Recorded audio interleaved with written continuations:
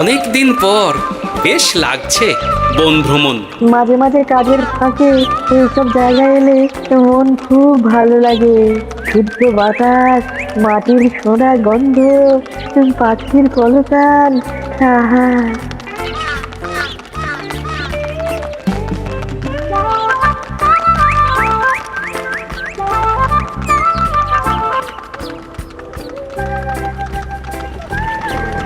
মহারাজের রথ থামছে।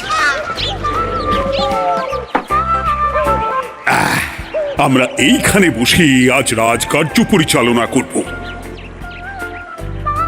মন্ত্রী, তুমি ঝটপট এখানে বসার বন্দোবস্ত করে দাও। আমি এক্ষুনি ব্যবস্থা করে দিচ্ছি মহারাজ। এই এখানেই আমাদের বসার জন্য ছাউনি করে দাও। এক্ষুনি করে দিচ্ছি মন্ত্রী মশাই। এরা বসার জায়গাটা করে দিক, ততক্ষণ আমরা একটু হেঁটে আসি।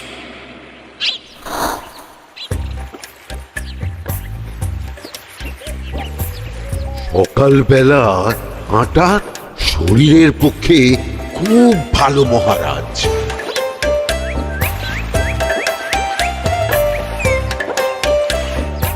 আগেকার দিনে রাজা মহারাজরা এই সব বনে মৃগয়া করতে আসতেন। মৃগয়া একদম ভালো নয় মন্ত্রী। তুমি জঙ্গলে আসছো অন্য প্রাণীদের মারতে। কেন মারবে? ওরা তো তোমার কোনো ক্ষতি করেনি। না, তা করেনি, কিন্তু তখন ওটা রাজা মহারাজাদের খেলা ছিল।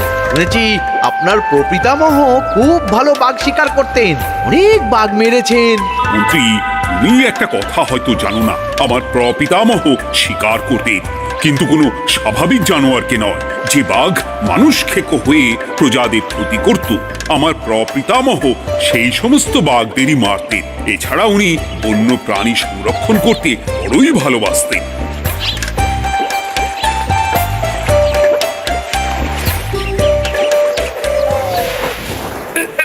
উফ, এটা আবার কি? এই এটা আবার কোথা থেকে উড়ে এলো?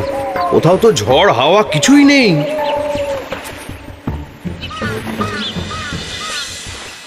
একটা ধাঁধা মহারাজ, এই কাগজে লেখা। ধাঁধা?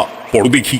জোয়ার ভাটা প্রভুর খেলা, ভাটা হবে হলে বেলা, ভাটা হলেই দেখা যাবে লাল রঙের এক পাথর পাবে, নদীর ধারে গর্ত করে যত্নে সাজাই কলস ভরে, হেথায় হোথায় ছড়িয়ে যাহা অন্ধকারে জলে তাহা, ঢুকলে চক্ষু ঝলসে যাবে, হাতের কাছে ঘন্টা পাবে, ঠিক ঘন্টা বাজলে পরে পড়বে ঝরে থরে থরে, ঘন্টা যদি হয় ভুল যেন তুমি হারাবে কুল, ঠিক ঘন্টা চিনতে হলে নকশা দেখো চক্ষু খুলে, সিন্দুক দেওয়ালে হাত দাও আসল ঘটনা জেনে নাও। ওরে বাবা, খুব দীর্ঘ ধাঁধা।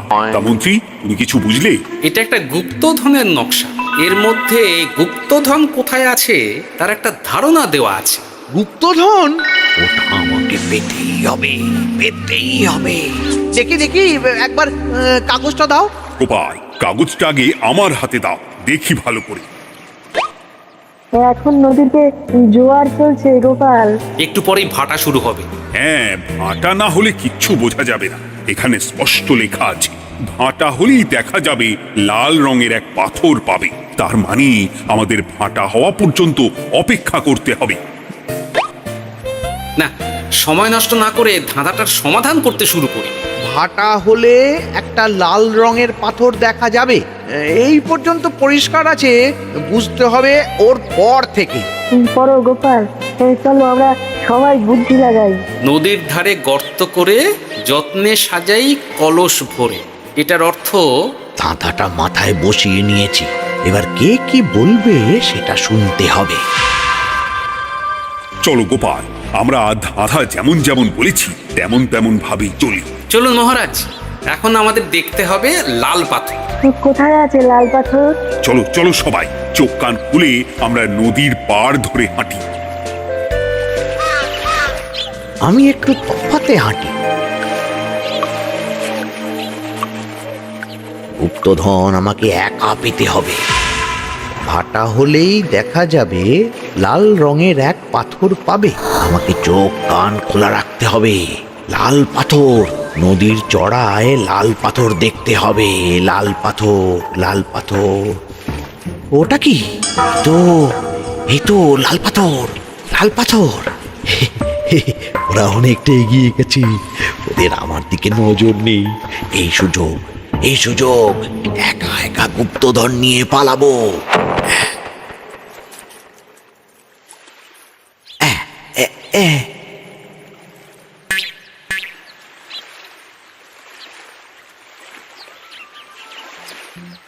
কি গো, আমরা তো হেঁটেই চলেছি, লাল পাথর তো কই দেখতে পাচ্ছি না। আরেকটু হাঁটতে হবে মহারাজ, গুপ্তধন বলে কথা, ওকে আর সহজে ধরা দেয়? সেটা অবশ্য সঠিক কথা। আচ্ছা, আমরা সবাই তো আসছি হেঁটে হেঁটে, মন্ত্রী মশাই গেলেন কোথায়? ও কি যে ঘটে! সত্যি তো, মন্ত্রী কোথায়? ও সেনাপতি, মন্ত্রীকে দেখেছো? কই না তো মহারাজ। তাহলে কোথায় গেলেন মন্ত্রী মশাই? এই জঙ্গলে বাঘ ভাল্লুক আছে, শেষে কিনা বাঘে নিল। হায় হায় হায়, মন্ত্রী গিন্নির কাছে আমি কি মুখ দেখাবো? বাঘ ভাল্লুকের পেটে যাবার লোক তো মন্ত্রী মশাই নন। ও গোপাল, কি ভাবছো? কিছু তো একটা বলো। এখন আমাদের মন্ত্রী মশাইকেই খুঁজতে হবে। তবে মন্ত্রী মশাই বাঘ ভাল্লুকের পেটে যায়নি। তুমি নিশ্চিত হচ্ছ কি করে? অত পেঁচালো মানুষকে বাঘ ভাল্লুক গন্ধ শুকেই ছেড়ে দেবে, হজম করতে পারবে না। না না না, এখন রসিকতা করার সময় নয়, আমাদের মন্ত্রীকে খুঁজে বার করতেই হবে। কোথায় গেল মন্ত্রী? চলো চলো, গুপ্তধন মাথায় থাক, চলো মন্ত্রীকে খুঁজি। আহ, মন্ত্রী কোথায় গেল কে জানে। একবার পুরো ধাঁধাটা ঝালিয়ে নি। ভাটা হলেই দেখা যাবে লাল রঙের এক পাথর পাবে। ভাটা হয়েছে, লাল রঙের পাথরের মাথায় চাপ দিয়ে গুহার মুখও খুলেছি। এবার নদীর ধারে গর্ত করে যত্নে সাজাই কলস ভরে। এটাই তো ঠিক বুঝতে পারছি না।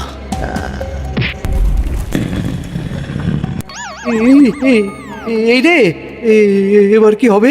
হ্যাঁ, মহারাজ, কোথাও একটা আওয়াজ হলো। এই, আওয়াজটা কোন দিক থেকে হলো? চলুন সামনে এগিয়ে যাই, আমার মনে হয় আওয়াজটা সামনের দিক থেকে এলো। আমারও তাই মনে হলো।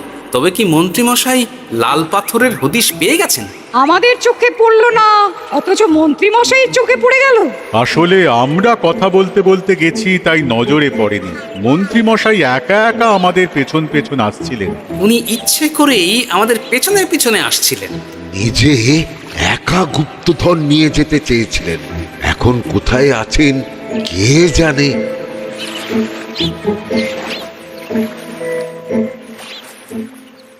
এই অন্ধকারে কিছু দেখতে পাচ্ছি না তো। দাঁতাতে কি ছিল? হ্যাঁ, কি ছিল? হেথায় হোথায় ছড়িয়ে যাহা, অন্ধকারে জলে তাহা, ঢুকলে চক্ষু ঝলসে যাবে, হাতের কাছে ঘন্টা পাবে। পেয়েছি পেয়েছি, ঘন্টাটা পেতে হবে। ঘন্টা।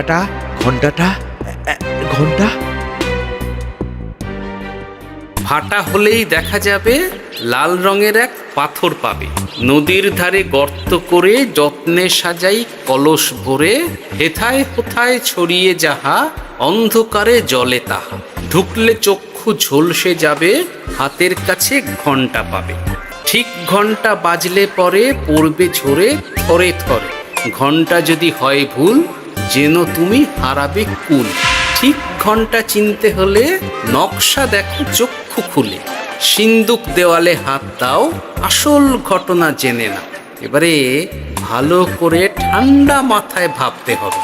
ভাটা হলেই দেখা যাবে লাল রঙের এক পাথর পাবে। সেই লাল পাথরটাই তো খুঁজে পাওয়া যাচ্ছে না, অথচ মন্ত্রী মশাই খুঁজে পেলেন। আওয়াজটা কোথা থেকে আসছিল? এই কাছে পিঠে এই কোথা থেকে আওয়াজটা আসছিল।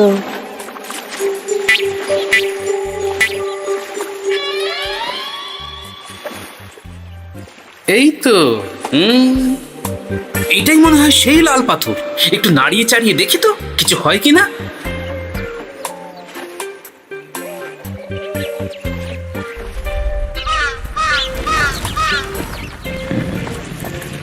এই তো, কাজ হয়েছে। এই তো সুড়ঙ্গ। আপনারা নিচে নামুন। আপনারা কি দেখছেন সেটা বলবেন মহারাজ।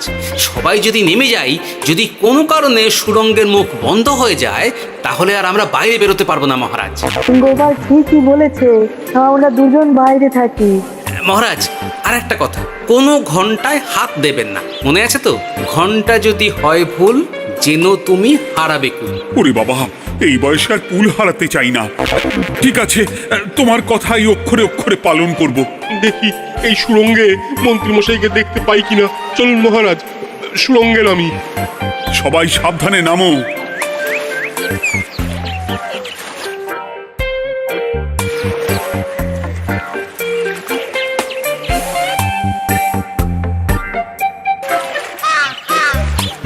মহারাজ, ওখানে কি কি দেখতে পাচ্ছেন?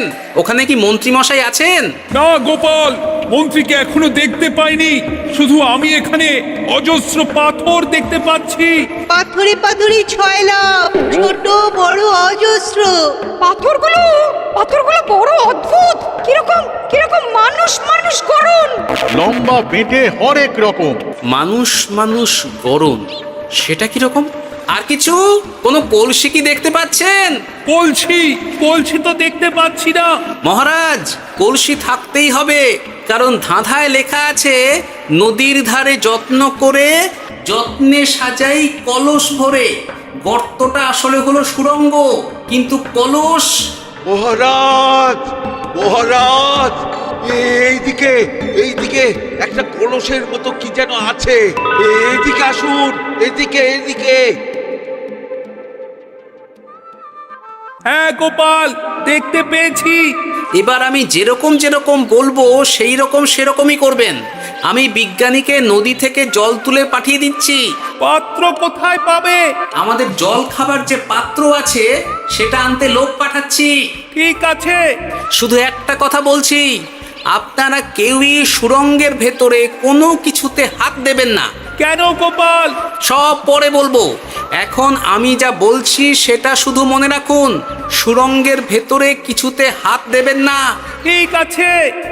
প্রহরী, তুমি যাও, যেখানে আমাদের বসবার আয়োজন করা হয়েছে সেখানে গিয়ে একটা জলের পাত্র নিয়ে নদী থেকে জল ভরে নিয়ে এসো। গোপাল, মন্ত্রীমশাই কোথায় গায়েব হয়ে গেলেন? কোথাও গায়েব হয়ে যাননি বিজ্ঞানী, কোথাও গায়েব হয়ে যাননি উনি। উনি ওই সুড়ঙ্গের ভেতরেই আছেন। কিন্তু কেউ তো ওনাকে দেখতে পাননি। সম্ভবত পাথর হয়ে আছে। এখন কিভাবে পাথর হয়েছেন সেটা তো আমি বলতে পারবো না। সবটাই স্বপ্নের মতো লাগছে। ঠিক যেন স্বপ্নের মতো লাগছে। এই জীবনে সুরঙ্গ দর্শন হয়ে গেল। আমাদের পাতাল প্রবেশ। পাতালে আসিয়া আমি মনে মনে বলি, গুপ্তধন নিয়ে আমরা যেন সৎ পথে চলি। তোমার এখনো কাব্য আসছে সভাকবি?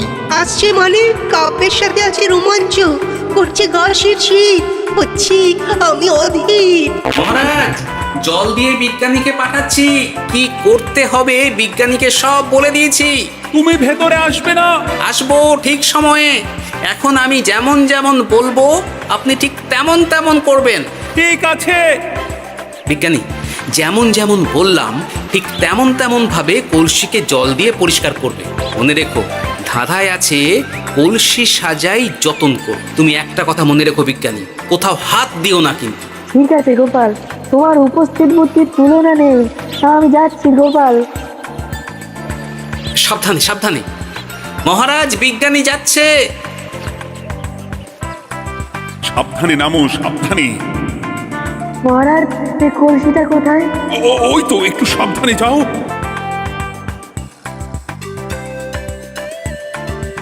বিজ্ঞানী, কলসির দেখা পেয়েছো? পেয়েছি পেয়েছি পেয়েছি। এবারে কলসিটাকে ভালো করে জল দিয়ে ধুয়ে দাও। কলসির আলোয় সুড়ঙ্গ আলোকিত গোপাল। এরপর কি? ভালো করে দেখুন মহারাজ, কোথাও ঘন্টা দেখতে পাচ্ছেন কিনা? ঘন্টা একটা তো নয়, সার সার ঘন্টা, অনেকগুলো ঘন্টা। সাবধান, ঘন্টায় হাত দেবেন না, শুধু দেখুন।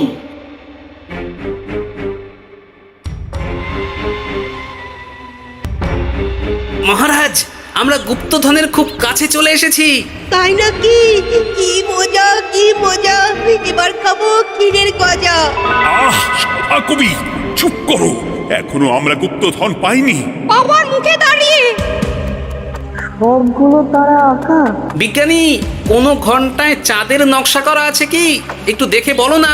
আমি আতস কাঁচ নিয়েই দেখছি, সব ঘন্টাতেই তারা আঁকা। খবরদার, কোনো ঘন্টাকেই ছোঁবে না। ঠিক আছে, কোনো কিছু না ছুঁয়ে আমি দেখছি। পেয়েছি গোপাল, চাঁদ আঁকার ঘন্টা পেয়েছি। ওই ঘন্টাটা বাজাও, বাজাও।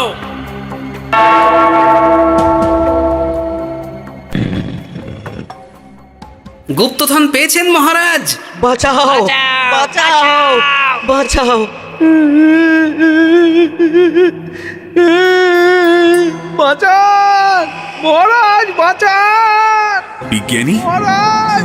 মন্ত্রীর গলা পাচ্ছ না? মহারাজ, আমি পাথর হয়ে আছি, আমাকে মানুষ করুন মহারাজ। তুমি তো মানুষই ছিলে, হঠাৎ করে পাথর হলি কেন? মহারাজ, গুপ্তধন পেয়েছেন? পেয়েছি, তার সাথে মন্ত্রীকেও পেয়েছি।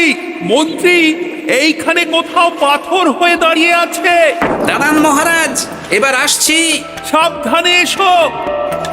আমি ভেতরে যাচ্ছি, বুঝলে? যদি কোনো কারণে দেখো পাথরটা গুহার মুখটা আটকে দিয়েছে, অমনি তোমাদের কাজ হলো পাথরটাকে ছুঁয়ে ফেলা, বুঝলে?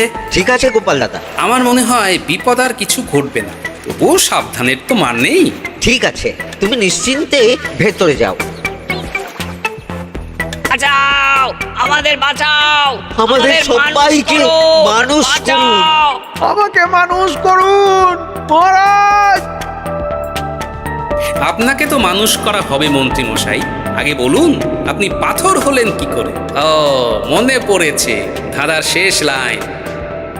সিন্দুক দেওয়ালে হাত দাও, আসল খবর জেনে না।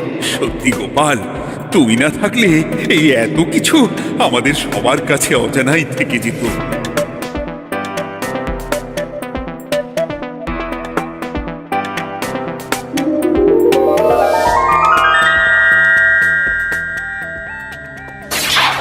ধন্যবাদ আমাকে মুক্ত করার জন্য। আপনি কে? আমি যক্ষ। আমাকে এই ধন সম্পত্তি পাহারা দেওয়ার জন্য এক ডাকাত দলের সর্দার যক্ষ করে রেখেছিল।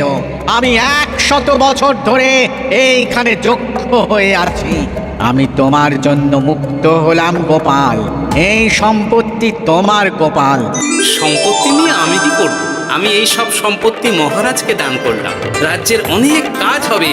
তুমি ধন্য গোপাল, তুমি ধন্য। এবার আমার যাবার সময় এসেছে, আমাকে যেতে হবে। যাবার আগে এই পাথরগুলোকে মানুষ করে যান। এরা সব লোভী।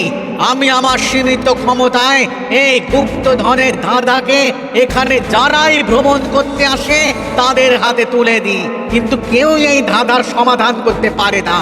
সবার মনে লোভ কাজ করে, এই লোভ এদেরকে পাথর করে রেখেছে।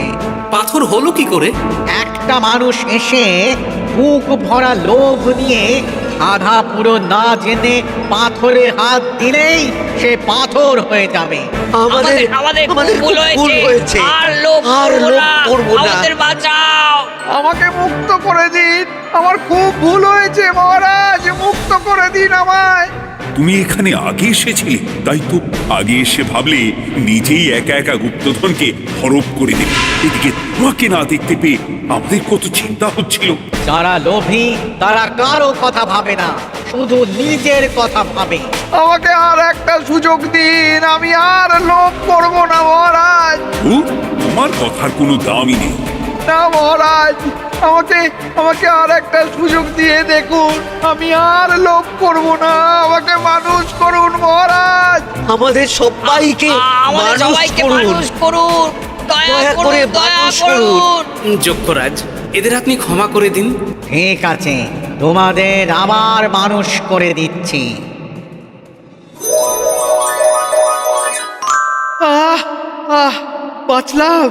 বাঁচলাম। এই রকম বারবার বাঁচা যাবে না, কিন্তু এবার সাপ ব্যাং যাই হবে না কেন ওইভাবেই থাকতে হবে, এই আমি বলে দিলাম। এবার আমার মুক্তি। মুক্তি নেবার আগে আরেকটা প্রশ্ন। যে ডাকাত সর্দার তার সম্পত্তিকে রাখার জন্য আপনাকে যক্ষ বানিয়েছিল, এ সম্পত্তি তো তাদের, আমরা তো নিতে পারি না। লোভ বড় খারাপ গোপাল, অতিরিক্ত লোভ মানুষকে পশু করে দেয়। ওই ডাকাত দল এই সম্পত্তির জন্যে সবাই কাটাকাটি করে মরে গেছে, কেউ আর বেঁচে নেই। সুতরাং এই সম্পত্তিতে তোমার অধিকার আছে, এই সম্পত্তি তুমি গ্রহণ করো। নিলাম আমি, কিন্তু এই সম্পত্তি মহারাজকে আমি দান করলাম। ডাকাত দল জনগণের সম্পদকে লুঠেই তো সম্পত্তি বানিয়েছে, তাই আমি জনগণের কাজে লাগবার জন্যই এই সম্পত্তি মহারাজকে দিলাম। গোপাল, তোমার জয় হোক। এবার তাহলে আমি যাই, তোমরা সবাই সুখে থেকো আর ভালো থেকো। গোপাল, তোমার তুলনা হয় না। তোমার ঋণ আমি কোনোদিন শোধ করতে পারবো না। তুমি কৃষ্ণনগরের জন্য যা করলে তা ইতিহাসে লেখা থাকবে। না মহারাজ, আমি এমন কিছু করিনি, এই কাজ সবাই করবে। জয় গোপালের জয়, জয় গোপালের জয়। জয় কৃষ্ণনগরের জয়।